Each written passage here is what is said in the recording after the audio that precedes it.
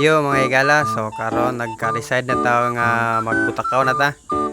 Kay ngabot nagpito ang ato ang anay. Sakto na nga magbutakaw na ta. So kuha ko sa lain nga farm no.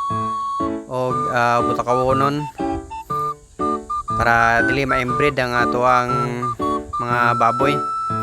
So pure large white ni siya. So 23 days na ni siya sukat paglutas.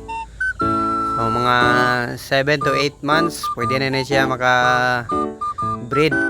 So makita na to sa iya mga nilihok ka no og sa forma nga naa ang nice quality nga mahimo siyang butakaw.